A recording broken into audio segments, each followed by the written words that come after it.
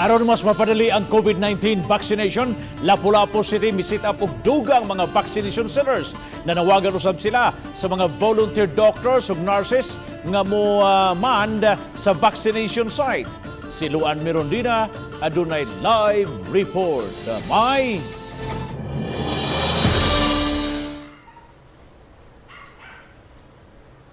Yes, Bob, aron makuha ang target nga 800 ka mga individual nga babakunahan matag adlaw, mag-set up og tulo ka mga dagku'ng vaccination centers ang Lapu-Lapu City. Apan lagi ang problema kay nagkuwang usab ang mga medical frontliners nga moman niining maong mga vaccination centers. Ang City Auditorium, Hoops Dome ug Island Central Mall ang tulo ka mga dapit nga gikatakdang buksan isip mga main vaccination centers na unya sa Lapu-Lapu City. Ang Gunob Elementary School ug Agus Covered Court nga kasamtangan karong gigamit isip vaccination centers sa A2 ug A3 category magsilbi na lang unyang satellite vaccination sites.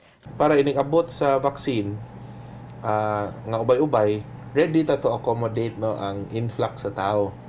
Also, gi-prepare na nato daan nga dako-dako gid siya, which is katong ideal based on the vaccination manual given by the Regional Vaccination Operation Center.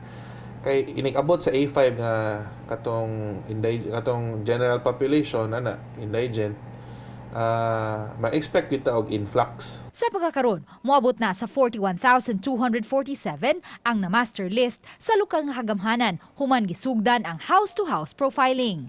Tinguha sa city government nga mabakunahan ang 318,480 ka mga upunganon o 70% sa populasyon sa dakbayan.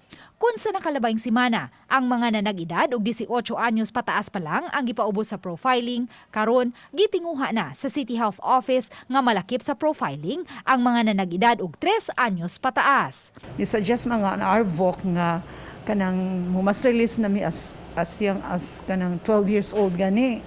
No, so karon para mausa lang mga dili pun magbalik-balik na gyud, mo na lang namong gi-master list nga iapil na lang po itong mga bata. Kay eventually tingay for the future tingali nga mga activity tingay moabot na punta na nga yung to nga maubos ang atong vaccination nga mas younger age group na.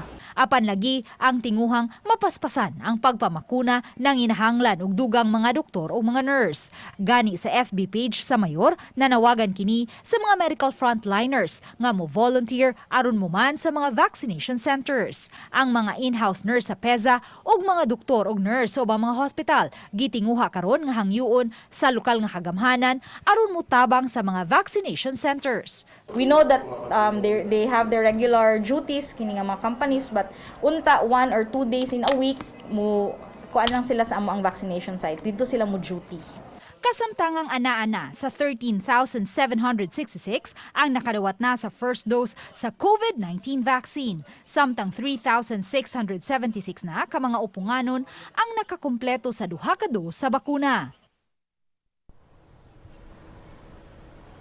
Bob, sa pagkakaroon, 950 na lang ka mga doses sa AstraZeneca vaccine ang available nga bakuna karon sa Lapu-Lapu City ug napanglantawan nga makonsume na kini karong adlaw uba kahaugma.